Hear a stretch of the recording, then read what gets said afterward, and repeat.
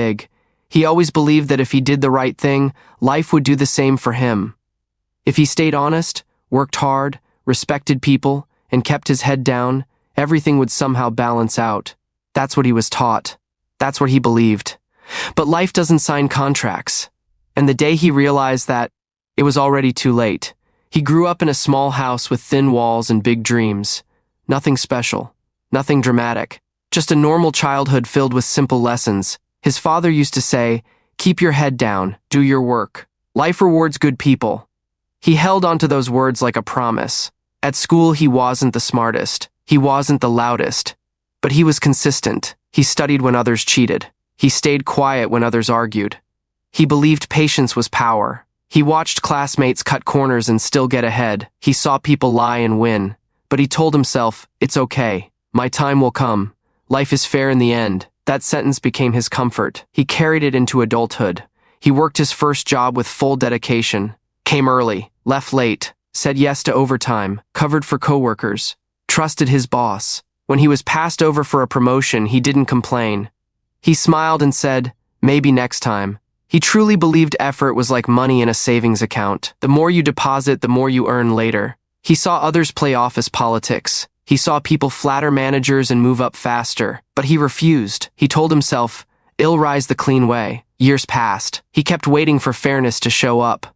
At home, he was the responsible one, the reliable one. He paid bills on time, helped relatives when they asked, put his own desires aside. He postponed vacations, postponed hobbies, postponed dreams. "There will be time," he said. Time felt unlimited. He thought life was a straight road. Work hard, be patient, stay good, and eventually you arrive. But life is not a straight road. It bends, it turns, it surprises, and sometimes it doesn't care how good you've been. The first crack appeared quietly. His company restructured, new management, new policies, new priorities. He wasn't fired, but he was ignored. His responsibilities shrank. His voice meant less. His loyalty meant nothing to people who didn't know his history. He felt confused. "I've given everything here," he thought, but the company wasn't a person. It didn't remember sacrifices. It only cared about numbers. He worked harder, stayed later, tried to prove himself again, but something inside him felt tired for the first time. At home, things were changing too. His parents were aging. His father's health wasn't what it used to be.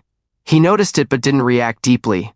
Once work settles down, he told himself, "I'll spend more time with him." Work never settled down. One evening, his father asked him to sit for tea. Just tea. He checked his phone. Emails waiting, deadlines pressing. "Tomorrow," he said gently. "I promise." Tomorrow came with meetings. The next day came with stress. Weeks passed. Then one morning, his mother called him with a voice he had never heard before. It was quiet, too quiet. He rushed to the hospital, but speed doesn't turn back time. His father was gone, just like that. No dramatic goodbye, no final speech, just silence. He stood there staring at the man who had told him life rewards good people. And for the first time, he felt anger. "I did everything right," he thought. "I followed the rules. I waited. I sacrificed. Why does it feel like I'm the one who lost?" The funeral ended. People went back to their lives. He went back to work. But something inside him was different. The office felt colder. The emails felt meaningless. He started noticing small things.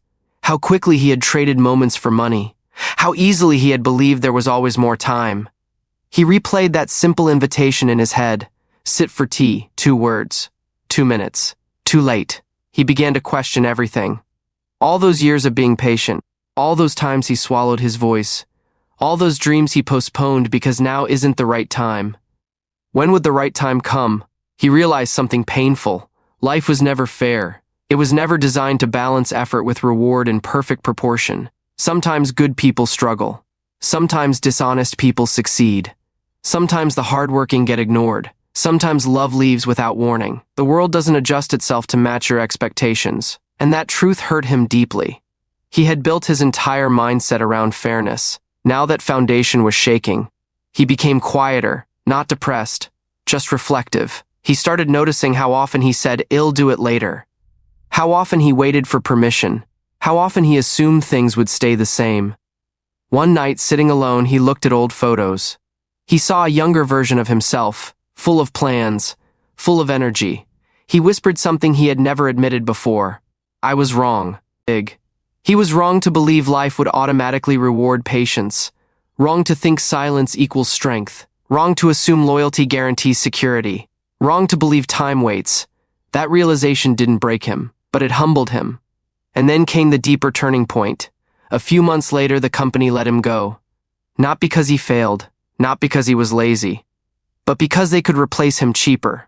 All those years, reduced to a short meeting and a handshake. Thank you for your service. Service. As if he had volunteered his life. He walked out carrying a small box of personal items. No anger this time, just clarity. He sat in his car and didn't start the engine. He felt the weight of every postponed dream, every delayed conversation, every moment he traded for stability that was never guaranteed. He finally understood. Life doesn't owe you fairness. It doesn't owe you recognition. It doesn't owe you time. That's the harsh reality. No matter how kind you are, no matter how disciplined you are, no matter how patient you are, the world moves on its own terms. And if you build your entire life waiting for it to be fair, you may wake up one day realizing you waited too long. That truth cut deep. But it also did something powerful. It removed the illusion. When the illusion breaks, something real can begin. He stopped asking, "Is this fair?" and started asking, "What can I do now?" He visited his mother more often. Not out of guilt, out of choice. He called old friends. Not because it was convenient, because it mattered. He began applying for jobs, yes, but he also started working on a small idea he had buried for years. Nothing grand, just something that felt like his. For the first time, he wasn't waiting for perfect timing. He was acting in imperfect conditions. He understood something new. Being a good person is important. Working hard is important. But expecting life to reward you simply because you did those things, that's dangerous. You must protect your time. Protect your voice. Protect your dreams. No one else will do it for you. He stopped staying silent in meetings. He stopped agreeing just to keep peace. He learned to say no. He learned to leave when something felt wrong. Not aggressively, just firmly. Because fairness is not guaranteed, but self-respect is a choice. Slowly, he felt lighter. Not because life became easier. It didn't. Money was tighter. Uncertainty was real. But he wasn't living on autopilot anymore. He was present. When his mother asked him to sit for tea, he sat. No phone, no rush. Just tea, just time. He still believed in hard work. But now he combined it with awareness. He still believed in kindness. But now he included boundaries. He still believed in patience. But not at the cost of living. He finally understood that life is not fair. But it is real. And in that reality, you have choices. You can wait for justice from the world. Or you can create meaning in the time you have. You can sacrifice everything hoping for a future reward. Or you can balance responsibility with living now. He thought life would be fair. It wasn't. But it was honest. It showed him that time is limited. That loyalty should not be blind.